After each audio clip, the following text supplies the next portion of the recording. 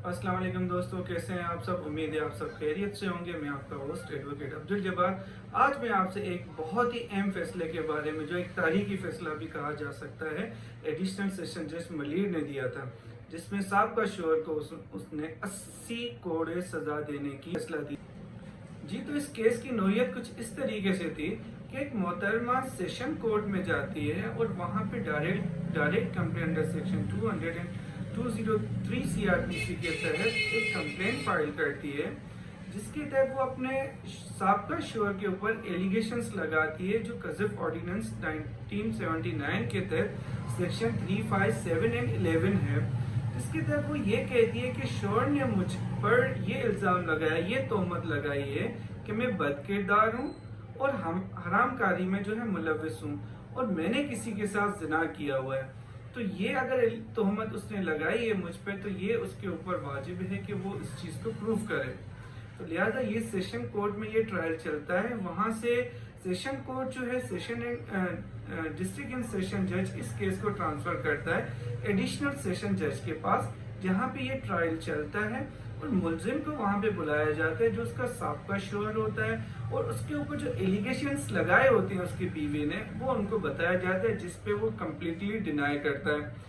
Then ये case trial start होता है और बीवी जो है अपनी स्टेटमेंट फाइल करती है। अपने स्टेटमेंट के बाद दो विटनेसेस वो लेकर आ जाती है। दो विटनेसेस के बयानात होते हैं, जिसपे सबसे पहले वो ये चीज़ कहती है कि जब मेरी साबका शोहर से फलानी तारीख पे शादी हुई थी, उसके कुछ अरसे के बाद मैं अपने घर पे चली गई, जहाँ पे मुझे एक बेटी हुई है, और उस बेटी को ये मानने से इनकार कर रहा है। जब वो सूट फॉर मेंटेनेंस में जाती है, तब उसका साबका शोहर जो है अपनी बेटी को एक्सेप्ट करने से मना कर देता है और ये कहता है, कोर्ट में एप्लीकेशन लगा देता है कि इसकी डीएनए रिपोर्ट करवाई जाए।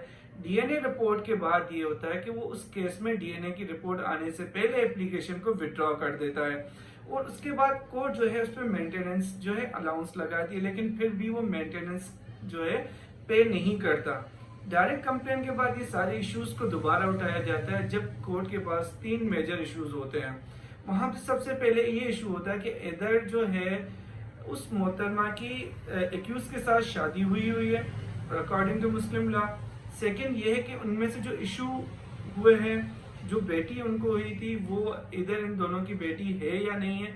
और थर्ड ये है कि जो एलिगेशंस उन्होंने लगाए हुए थे, जो उसके शोहर ने, इधर के वो सही है या फॉल्स एलिगेशंस हैं।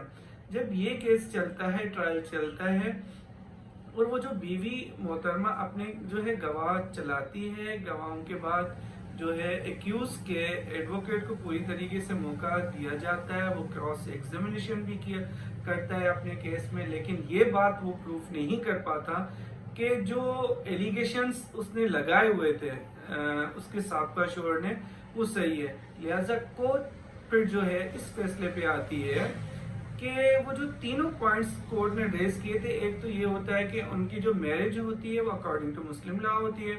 सेकेंडली ये कि जो बच्ची होती है वो दोनों की बच्ची होती है। डीएनए रिपोर्ट के बाद जब उसका विड्रावल, सबसे बड़ा यही रीजन होता है कि उनकी बेटी है, इस वजह से वो जो है एप्लीकेशन को विड्रॉ करता है डीएनए रिपोर्ट लेने से। और थर्डली जो एलिगेशंस वो लगाता है उसके ऊपर, वो सारे फॉल्स होते हैं। तो कोर्ट इन तीनों सूरतों को मद्देनजर रखते हुए उसके साबका शोहर को ये कहकर सजा सुनाती है कि किसी के ऊपर अगर बदकिरदारी का, यमकारी का या जिना का अगर इल्जाम लगाते हैं, तो शरिया और कुरान ये कहता है कि 4 गवाह होने चाहिए, और ये 4 गवाह ना पेश करने की सूरत में कोर्ट इस जुर्म को संगीन जुर्म, हाइनियस ऑफेंस करते हुए कज़फ ऑर्डिनेंस 7 सेक्शन 1 के तहत उसको 80 करोड़ की सजा सुनाती है।